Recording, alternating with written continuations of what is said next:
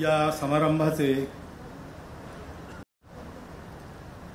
विशिष्ट अतिथी आदरणीय देवेंद्र उपस्थित मंत्रीद्वय आदरणीय जयस्वालजी आणि दादा पाटील, विद्यापीठाचे कुलगुरू महोदय श्रीमान पाठीजी, भूतपूर्व कुलगुरू आदरणीय उमा वैद्यजी, या विद्यापीठाचे पहिले कुलगुरू ज्यांच्या सतत प्रयत्नांमुळे आजचं या विद्यापीठाचं रूप हे आपण पाहू शकतो, ते आदरणीय डॉक्टर पंकज चांदे. खरं म्हणजे इथे बोलायचा अधिकार ज्यांना दिला पाहिजे, कारण ते सतत पूर्ण भारतभर संस्कृत लोकांनी बोलावं, शिकावं याच्याकरता वेळ खर्च करतात, असे संस्कृत भारतीचे महामंत्री श्रीमान शिरीष देव पुजारीजी, विद्यापीठाचे अन्य सर्व पदाधिकारीगण, विद्यार्थी बंधू भगिनी, उपस्थित नागरिक सज्जन, माता भगिनी. खरं म्हणजे देवेंद्रजींच्या भाषणानंतर आता इथे बोलावं असं काही शिल्लक नाही आहे, कारण बोलण्याचे अशा समारंभातल्या दोन भाग असतात. एक जो विषय आहे, संस्कृत विद्यापीठामध्ये काही विकास झालेला आहे, काही भवन तयार झाली, त्यांचं लोकार्पण, तर संस्कृत हा विषय याच्या संबंधित थोडं बोलणं सूत्ररूपात होऊन गेलेलं आहे. आणि हे विकसनशील विद्यापीठ आहे, अजून पूर्ण विकास व्हायचा आहे, त्याच्यामुळे शासनाकडून अपेक्षा असतात, तर त्याचा उल्लेख होतो आणि त्यावर काही सांगावं लागतं. तो अधिकार तर जे शासनात आहेत त्यांचाच आहे आणि त्यांनी त्यासंबंधीही निवेदन केलेलं आहे. त्याच्यामुळे तसं शिल्लक काही नाही. परंतु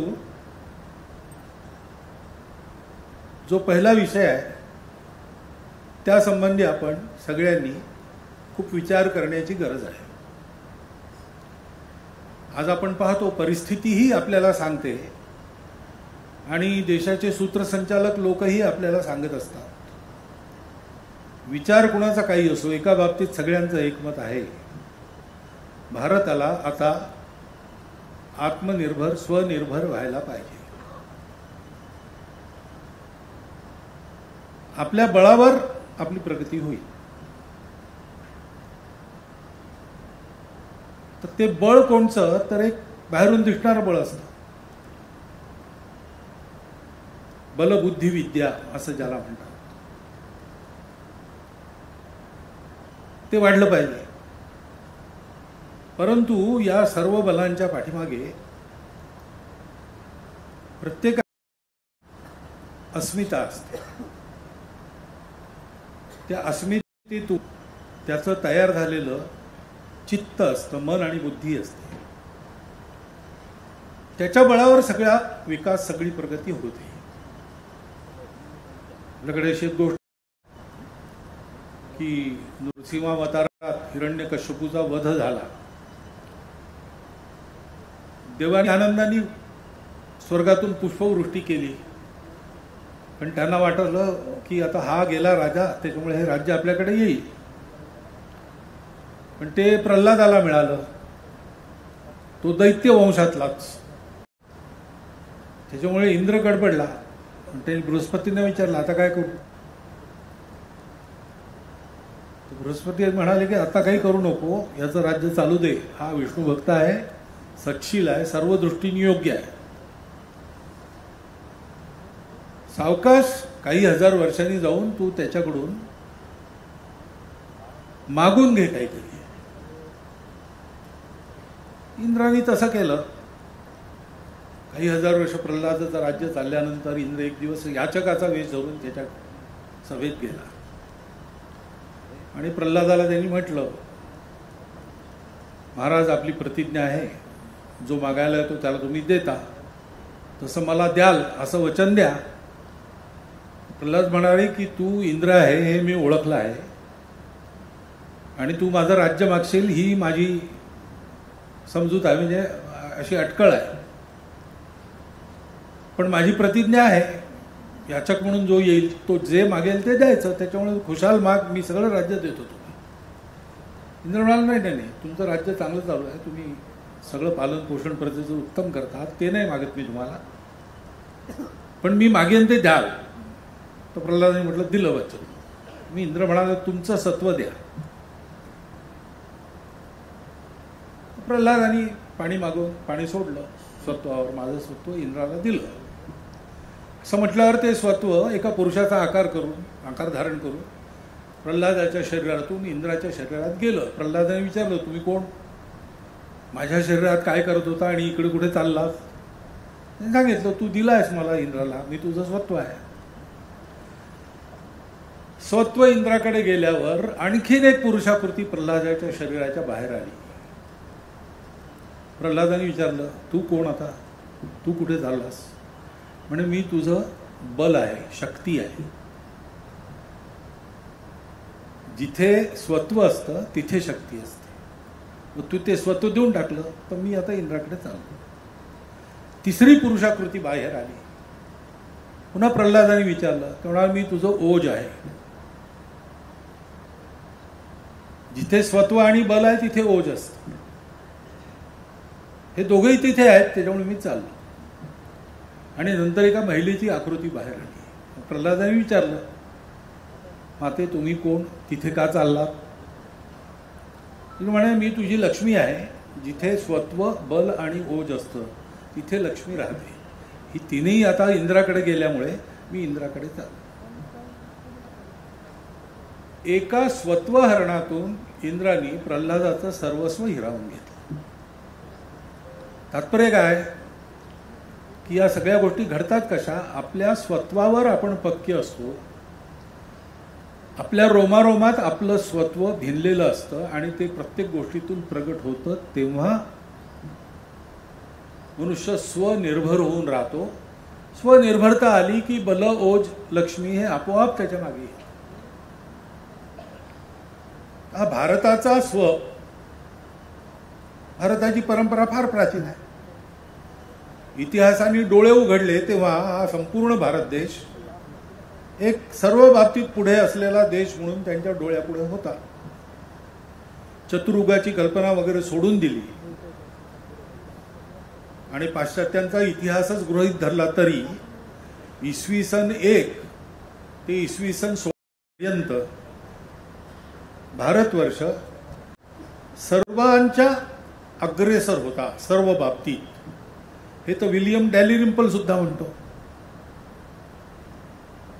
अशी आपली स्थिती होती कारण आपण आपल्या स्वत्वावर पक्के होतो.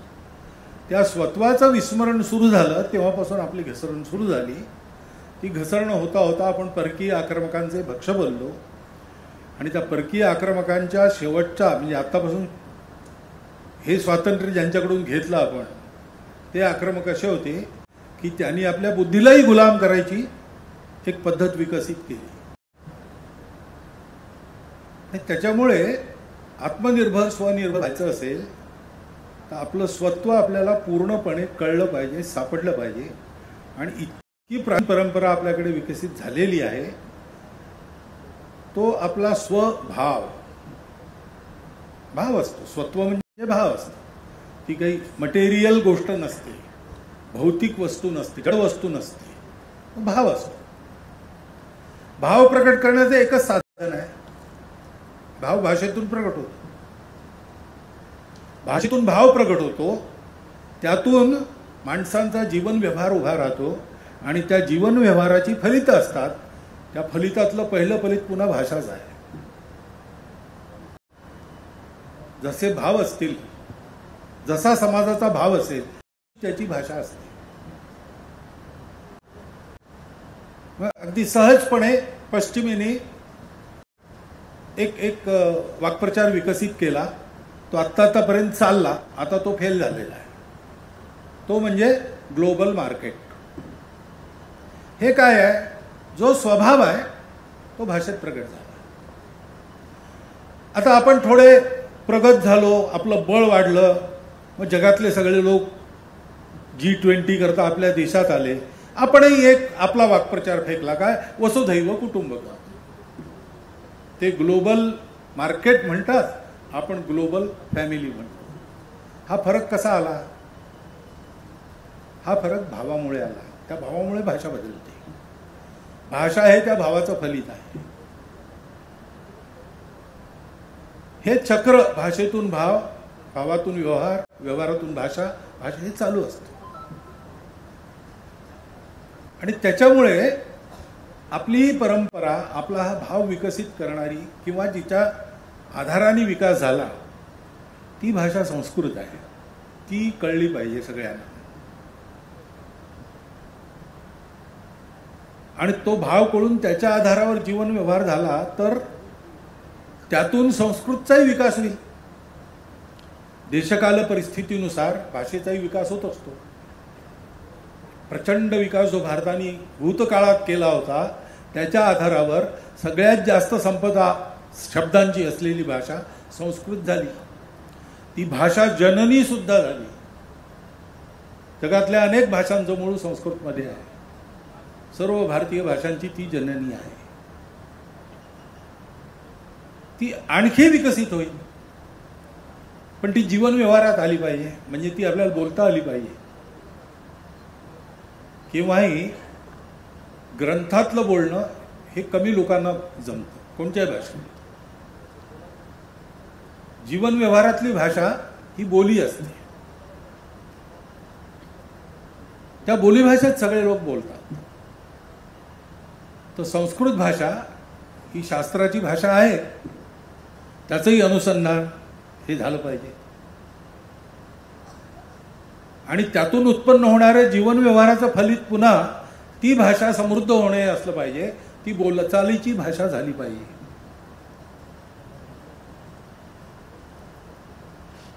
संस्कृत शिकवणाऱ्यांमध्ये आजही एक पुरेशा संख्येचा वर्ग असा आहे जो संस्कृत शिकवतो पण संस्कृत बोलू शकत नाही. मी स्वतः संस्कृत भारतीच्या लिखित परीक्षा शेवटच्या परीक्षेपर्यंत उत्तीर्ण केल्या चांगल्या प्रकाराने. पण मी त्याचा अभ्यास करत नसल्यामुळे बोलायचा मला असं अस्खलित बोलता येत नाही. संस्कृतमध्ये 4 वाक्य इकडून 4 वाक्य तिकडून बोलतो. कोणी बोललं तर मला समजतं. त्याच्यामुळे हे संभाषण ह्याचा अभ्यास झाला पाहिजे. त्याकरता संस्कृत विद्यापीठातून संस्कृतची पदवी घेतली पाहिजे हे आवश्यक नाही आहे. देवेंद्रजीने म्हटलं की जितके स्तोत्र तेवढंच मला माहिती आहे मधलं संस्कृत. संघाची प्रार्थना आहे त्यांना माहिती आहे. पण त्यातही त्याचा जर आपण विचार केला तर आपल्याला त्यात संस्कृत सापडतं. रामरक्षा पाठ आहे. रामो राजमणी सदा विजयते हा जो श्लोक आहे भो राम मामुद्धर पर, त्यात प्रथमा ते संबोधन सगळ्या विभक्ती राम शब्दाच्या आहेत. रामो राजमणी सदा विजयते रामम रमेशम भजे रामेणाम भिहता रामेणा अभिहता रामेणाम अभिहता निशाचर्जमुम रामाय तस्मै नमः. रामान नास्ति परायणम परतरम रामस्य दासोऽस्म्यहम्. रामे चित्तलय सदा भवतु मे भो राम. आता तुम्हाला माहीत असेल हे सगळ्यांच्या लक्षात आणून द्या. कारण संस्कृत भाषा कळत नाही, संस्कृत वाचनात नाही, पण परंपरेने पाठांतर असलेली गरज पुष्कळ आहे. अशा काही उपायातून ही संस्कृत घरोघर पोहोचणे, त्याचं संभाषण होणे हे जर आपण केलं, कारण हे तर बरोबरच आहे की या संस्कृत भाषेचा विकास आता सुरू झालेला आहे पुन्हा आणि त्याला राजाश्रय पाहिजे. आत्मनिर्भर भारत उभा करण्यामध्ये शासनही असतंच, तर भारताचं स्वत्व पुन्हा जागृत करण्यामध्ये भारतीयांच्या सगळ्या भाषांचा विकास आणि त्या भाषांची जननी आणि सगळा भारतीय ज्ञान परंपरेचा निधी ज्यात साठवलेला आहे ती संस्कृत भाषा ती सुद्धा राजाश्रित झालीच पाहिजे आणि ती होते आहे. पण नुसतं त्यांनी भागत नाही. भाषा राजाश्रित असली तरी ती लोकाश्रित असावी लागते आणि त्याच्यामुळे संस्कृत विद्यापीठ या भागात झाल्याने संस्कृताचं शिक्षण खूप चांगल्या रीतीने होईल. त्याच्या आधारावर भारतीय परंपरेचं अनुसंधान होईल. भारताच्या स्वत्वाची जागृती या विद्यापीठाच्या संपर्कात असणाऱ्या सगळ्यांमध्ये होईल. तशी या सगळ्या परिसरामध्ये हळूहळू संस्कृत ही बोलचालीची भाषा झाली पाहिजे. याकरताही काही प्रयत्न होऊ शकले तर कसे करता येतील याचा विचार केला पाहिजे. कारण संस्कृत जाणणे म्हणजे भारत जाणणे आहे. भारतीय परंपरा सगळ्या परंपरा भारतातल्या सांगितलं का वैदिक जैन बौद्ध अशा सगळ्या संस्कृतामध्ये आहेत. पाली अर्धमागधी या सुद्धा भाषा आहेत. सगळ्याच भारतीय भाषा आहेत. पण संस्कृत मूळ ज्यांना माहिती आहे ते कोणतीही भाषा फार लवकर समजू शकतात, शिकूही शकतात. त्यामुळे या विद्यापीठावर एक फार मोठी जबाबदारी सुद्धा येते. हे विद्यापीठ आता चांगलं उभं राहत आहे, त्याला राजाश्रयही मिळणार आहे. तर संस्कृतला लोकाश्रय मिळावा याकरता सुद्धा काही प्रयत्न या विद्यापीठातर्फे झाले पाहिजेत. त्याचा विचार होईल आणि असं विद्यापीठ एक उभं राहिल्यानंतर त्याचे जे जे चांगले परिणाम व्हायचे ते सगळे परिणाम होत आहेत हे आपण सगळे अनुभवू आणि सगळे येत्या 5-10 वर्षामध्ये साकार होईल अशी अपेक्षा आहे. मला खात्री आहे की इथे बसलेल्या सगळ्यांची तशीच इच्छा असणार. ती इच्छा आपली लवकरात लवकर फलद्रूप होवो अशी शुभकामना माझ्यासहित मी सर्वांना देतो आणि माझे 4 शब्द संपवतो. नूनम उपकृता वै